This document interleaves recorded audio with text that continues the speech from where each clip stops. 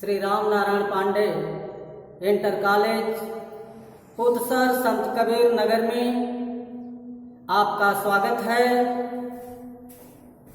आज हम आपको बताएंगे कक्षा 12 की हिंदी काव्यांजलि से शीर्षक पवन दूतिका का पद संख्या 23 देखें। ये पंक्तियां महाकाव्य परिप्रवास से काव्यांजलि में संकलित है। इसके रचयिता अयोध्या सिंह उपाध्याय हरिऔध जी हैं। राधिका पवन को दूत बनाकर श्री कृष्ण कन्हैया के पास भेजती हैं। कहती हैं कि हे बहन पवन, तुम जाकर के हमारे हृदय की वेदनाओं को, हमारे हृदय के दुख को श्री कृष्ण कन्हैया से कहिएगा। आइए देखते हैं इस पद में। सूखी सूखी जाती मलिन लतिका जो धरा में पड़ी हो, तो पांवों के निकट उसको श्याम के ला गिराना।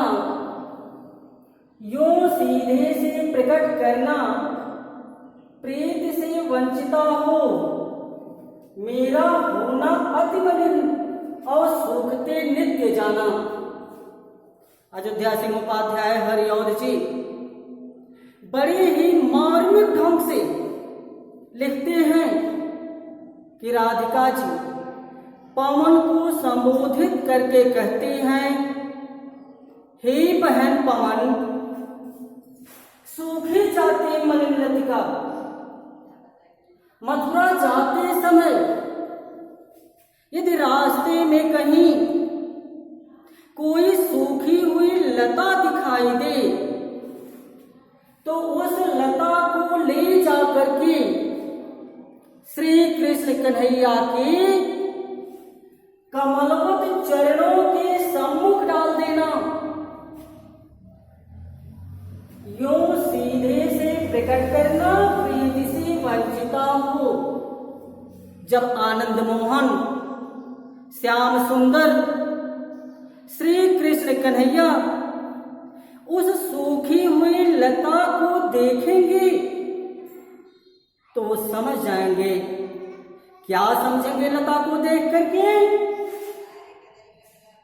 यूं सीधे से प्रकट करना प्रीति से वंचिता हो, मेरा होना अति मलिन और सूखते नित्य जाना। राधिका पवन को समझाते हुए कहती हैं कि हे बहन पवन, जैसे श्री कृष्ण कन्हैया उस सूखी हुई लता को देखेंगे तो उन्हें हमारा स्मरण हो जाएगा। वह विचार करेंगे कि इसी प्रकार से ब्रज में राधिका भी सूखती होगी, अर्थात दुखी होगी। राधिका पवन से उस लता के माध्यम से अपने दुख को व्यक्त करते हैं। कहती है कि बहन पवन, उस सूखी हुई लता के माध्यम से तुम बता देना हमारे कन्हैया को कि जिस प्रकार से ये लता सूख गई है, उसी प्रकार से तुम्हारी राधा भी ब्रज में विरह की आग में जलते हुए सूखी जा रही है, दुखी है। आइए ले चलते हैं हम आपको पद संख्या 24 की ओर।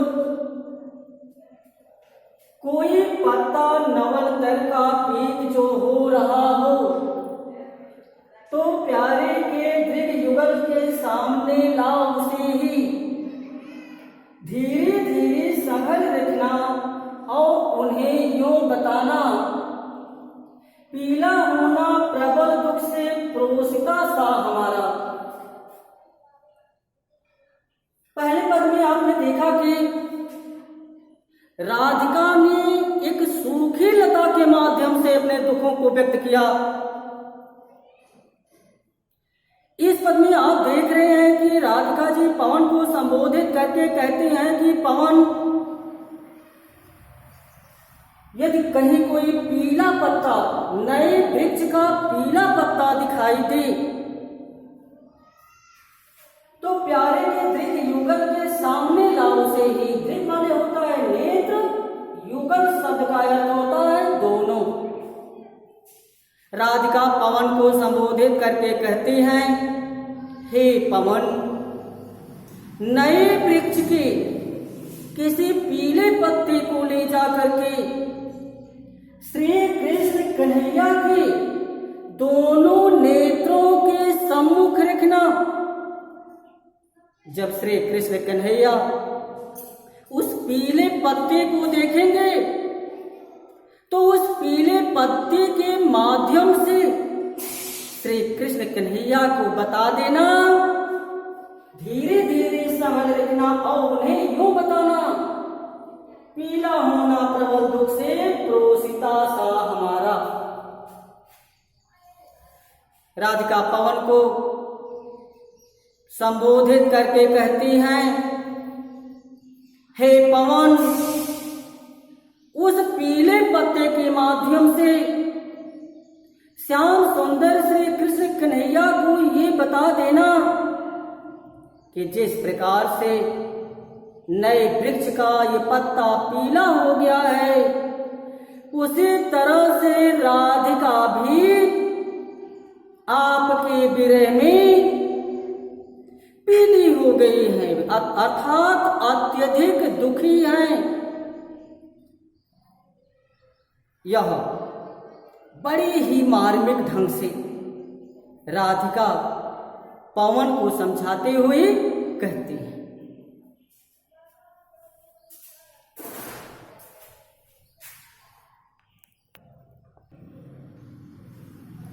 देखिए पद संख्या 25 में, यो प्यारे को विदित करके सब मेरी व्यथाएं, धीरे धीरे वहन करके पांव की धूल लाना, थोड़ी सी भी चरण रज जो लाभ देगी हमें तू, हाँ कैसे तो व्यथित चित्त को बोध मैं दे सकूंगी। राधिका पवन को संबोधित करके कहती हैं, हे पवन, यूं प्यारे को विदित करके सब मेरी व्यथाएं, इस प्रकार पीले पत्तों के माध्यम से, पुष्पों के माध्यम से, सूखी हुई लताओं के माध्यम से, चित्रों के माध्यम से हमारे हृदय के दुख को श्री कृष्ण कन्हैया से बता देना, धीरे धीरे वहन करके पांव की धूल लाना।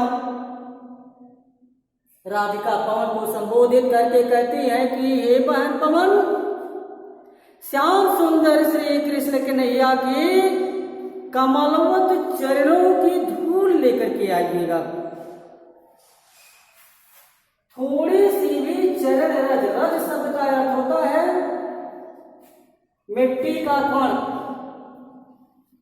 जो लाभ देगी हमें तो हाँ कैसे तो व्यथित चित्त को बोधमय दे सकूंगी।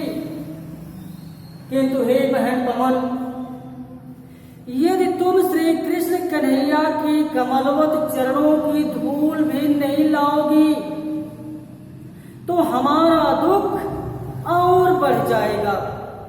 हम अपने हृदय को, चित्त शब्द का अर्थ होता है हृदय, हाँ कैसे तो व्यथित चित्त को बोधमय दे सकूंगी।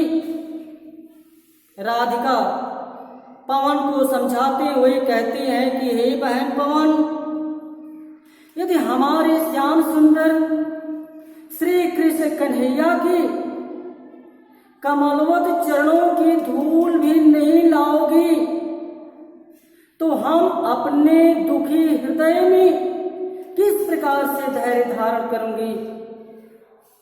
पद संख्या 26 देखिए, पूरी हुए नहीं तुझसे अन्य बातें हमारी, तो तू मेरी विनय इतनी मान ले और चली जा। छू के प्यारे कमल पद को प्यार के साथ आजा। जी जाऊंगी हृदय तल में मैं तुझी को लगा के। बड़ी मर्मस्पर्शी बात, हृदय को छूने वाली बात, मन को छूने वाली बात।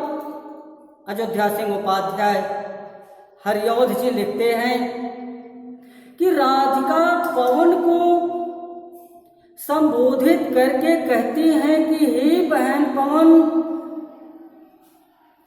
पूरी हुई नहीं तुझसे अन्य बातें हमारी। यदि तुम कुछ नहीं कर सकते हो, अर्थात चित्रों को नहीं हिला सकते हो, सूखी हुई लताओं को उनके सामने नहीं ले जा सकते हो, बांसों के क्षेत्रों में प्रवेश करके बांसुरी जैसी ध्वनि नहीं निकाल सकती हो, कदम के फूल को भी उनके सामने नहीं ले जा सकती हो, तो एक निवेदन है, हे पवन, एक प्रार्थना है। राधिका पवन से निवेदन करते हुए कहती हैं कि बहन पवन, तो तू मेरी विनय इतनी मान ले और चली जा कि पवन तुम मथुरा जाओ। और हमारा निवेदन है क्या कि छू के प्यारे कमल पद को प्यार के साथ आ जा।